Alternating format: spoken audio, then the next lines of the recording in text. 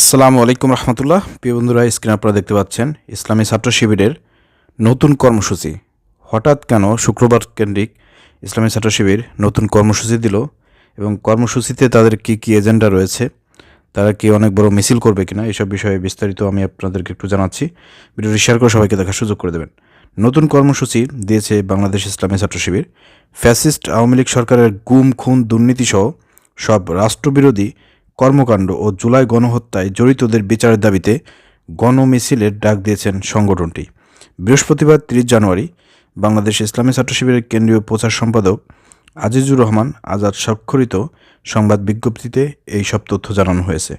শুক্রবার 31 জানুয়ারি বাদ জুমা বাইতুল মোকাররম জাতীয় মসজিদের উত্তর গেট থেকে সংগঠনটি ঢাকা মহানগরের উদ্যোগে এই গণমিছিল শুরু হবে। বিজ্ঞপ্তিতে বলা হয়েছে, ফ্যাসিস্ট আওয়ামী লীগ সরকারের গুম, খুন, দুর্নীতিসহ সব রাষ্ট্রবিরোধী কর্মকাণ্ড ও জুলাই গণহত্যার সঙ্গে জড়িতদের বিচারের দাবিতে গণমিছিলের কর্মসূচি ঘোষণা করা হয়েছে। বিজ্ঞপ্তিতে আরও বলা হয়েছে, ঢাকায় এই কর্মসূচি জুম্মার নামাজের পর বাইতুল মোকাররম জাতীয় মসজিদের উত্তর গেট থেকে শুরু হবে। গণমিছিল কর্মসূচির সর্বস্তরের নেতাকর্মীকে অংশ নিতে আহ্বান জানানো হয়েছে। প্রিয় বন্ধুরা, আগামীকাল জুম্মার নামাজ বাদে ঢাকা বাইতুল মোকাররমের উত্তর গেট থেকে এই মিছিলটি অনুষ্ঠিত হবে। এখানে ইসলামী ছাত্র শিবিরের সকল ধরনের জনশক্তি সমর্থিত যারা আছে সবাই এখানে অংশগ্রহণ করবে। আশা করা যাচ্ছে যে আগামীকালকে বাইতুল মোকাররম থেকে শিবিরের বিশাল বড় একটি মিছিল বের হবে।